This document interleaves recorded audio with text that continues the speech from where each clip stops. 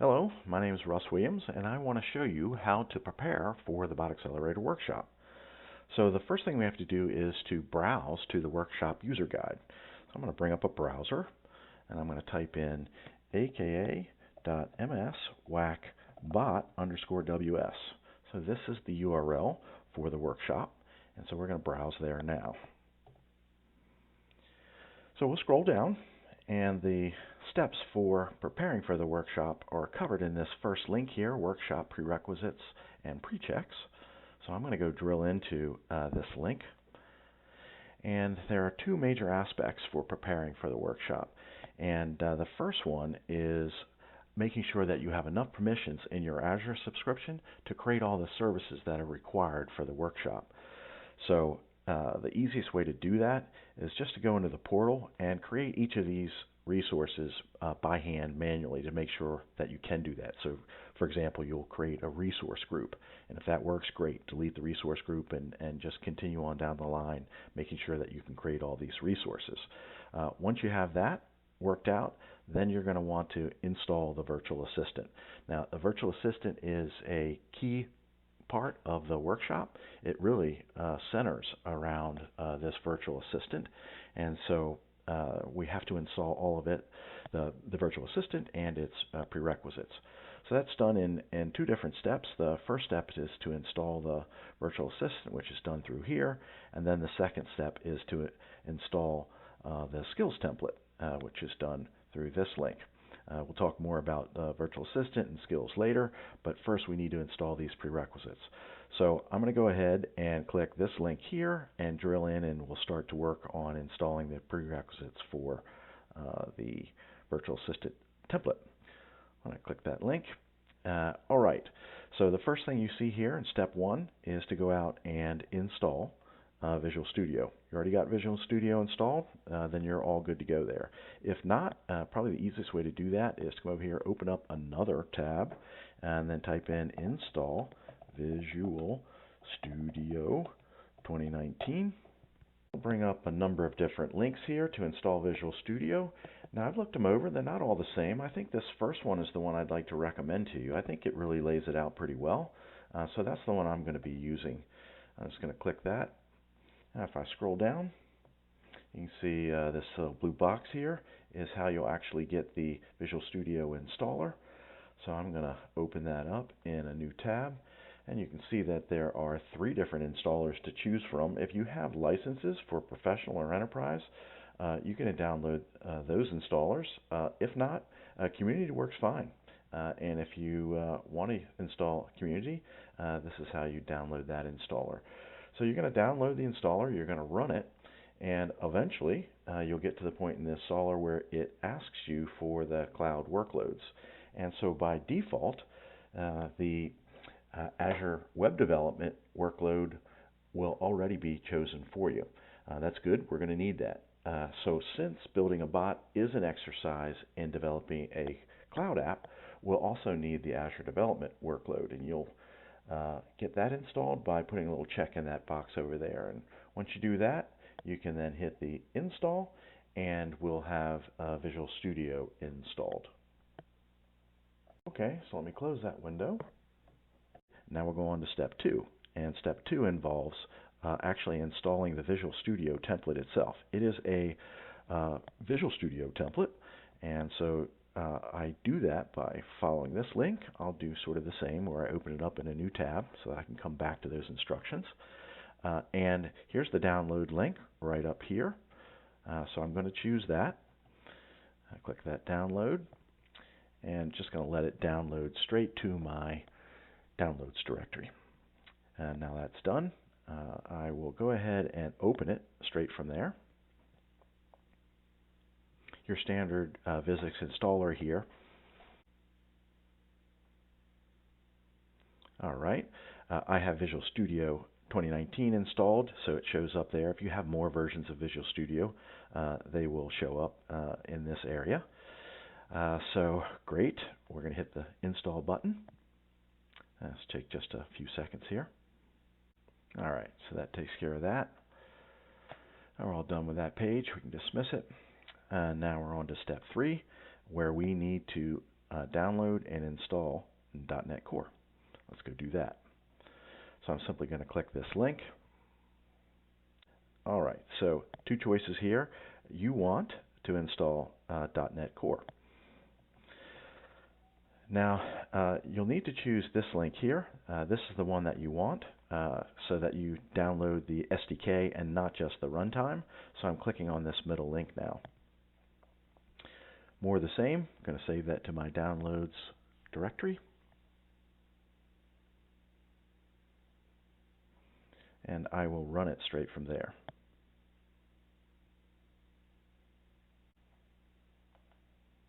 Okay, I'm just going to hit install here.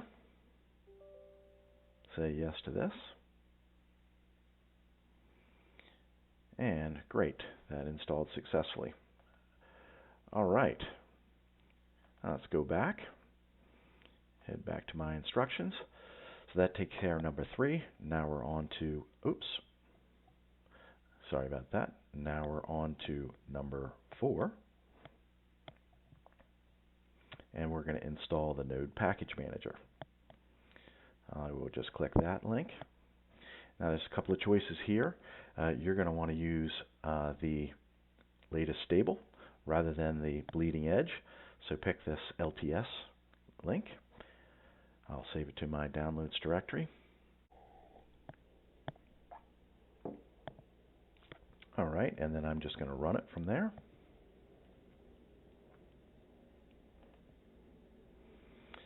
I'll click next here. I'll accept the terms. I'll click next again. I'm going to take the defaults, and then I'm going to hit install.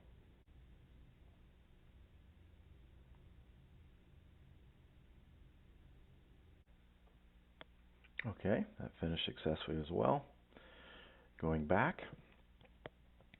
Okay, now we've got step 4 done. So we're headed on to step 5, and that one involves downloading the PowerShell Core version 6. Now, if you've used PowerShell before, you probably have the old version on here. Thing to note here is that this is PowerShell Core 6. It won't work with the old version. You need to install this version. So I am on the Windows platform, so I'm going to be choosing this first link here. So let's go do that. And if you look at this, you'll come down here and you'll want to choose this link down in this section. So I'm going to choose the releases link. And I'm going to want to install the current version, not a pre-release version. So I'm going to skip past this 7.0 because it's not quite ready for prime time. And if I go down to the latest release, in my case here, it's 6.2.3. This is what I want to install. Now it's a bit tricky. You have to scroll down past all of this nonsense all the way down to something called assets here. So this is what you're looking for. This little thing here. And you're going to choose your architecture. For me, this architecture is down here in this section, and I am, again, a Windows box, 64, so this is the guy that I want. So I'm going to click that link. I'm going to save it to my downloads directory, and then again, I'll just run it straight from there.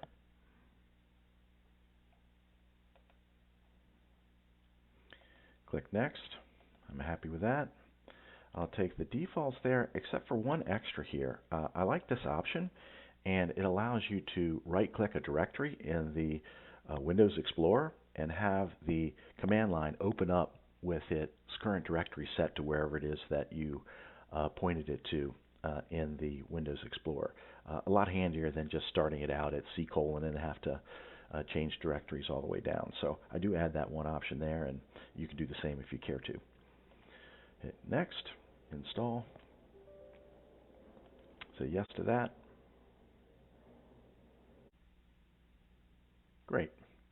So now I will say finish, and we'll go back. Okay, so that's 5 done. Now we're down to the last couple, and here we're going to install the Bot Framework CLI tools. These are tools that are going to be used by the scripts that are part of the virtual assistant template. You'll learn all about that later, but we do need to run these commands that you see right here from that Core 6 PowerShell. So I'll type in PowerShell, and I see that it is the version that I'm looking for right here. And so I simply go back over here, copy this command. So that's a highlight it, Control C, come down in here, Control V, all good with that.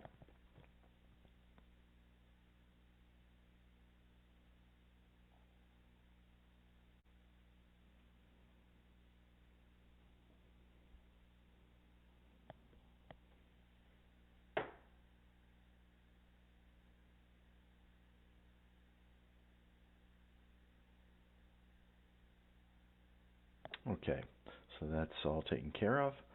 And now I want to run this next command. Again, Control C after highlighting it, dropping down in here, Control V, I'm going to paste it. Now install the bot skills.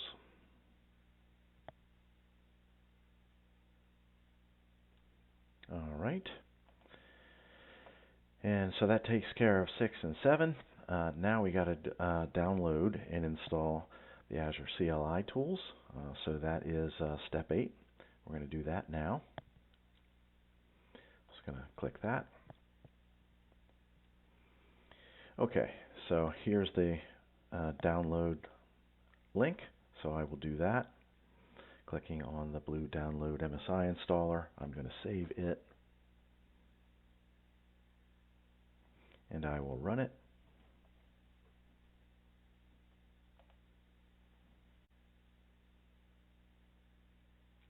All right, and I will accept the licensing agreement and then click install. Say yes to this.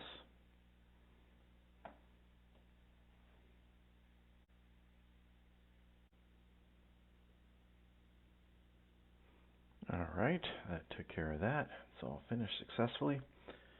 Okay, so let's go back. All right, now we have the CLI, that's step 7. Or, I'm sorry, that is step 8, installing the Azure Command Line CLI. And so now we're on to our last step, and that's to install the Bot Framework emulator, which we'll do now. So I'll click this, and then I'm going to scroll down here.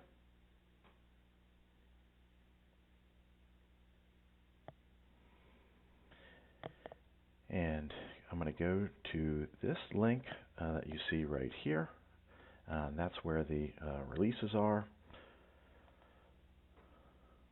So I drop over there. And I'll take the latest release.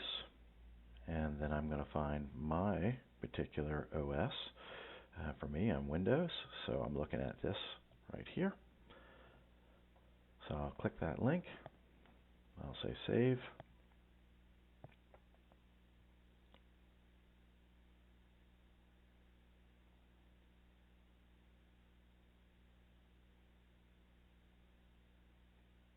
I'm going to run it.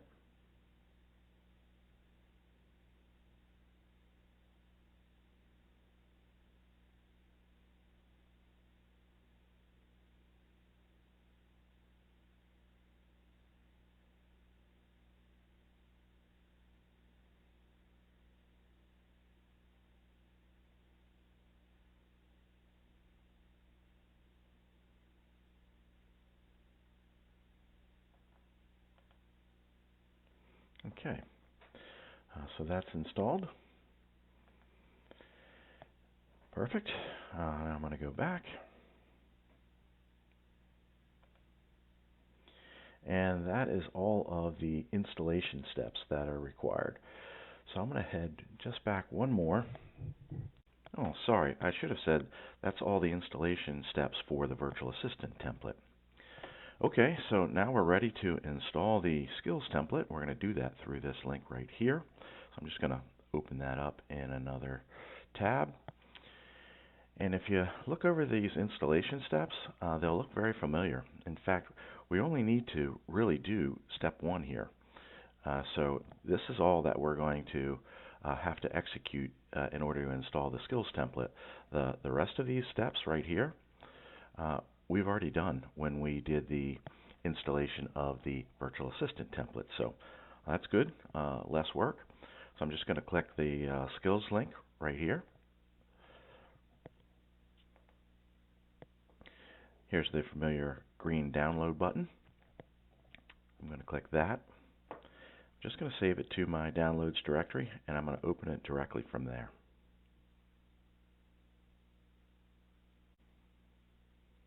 Okay, it's ready to install. All right, that completed successfully.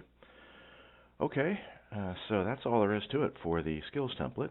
Let's head back to the workshop user's guide. We've now completed the first step in preparing for the workshop, and so we'll move on to the last 2 steps in the planning phase. So the last 2 steps that you see right here, identifying scenarios and authoring these dialogues, they're not actually specific to this workshop. You'd want to include these in the planning phase for any bot that you were creating. So let's just jump down to the identifying scenarios.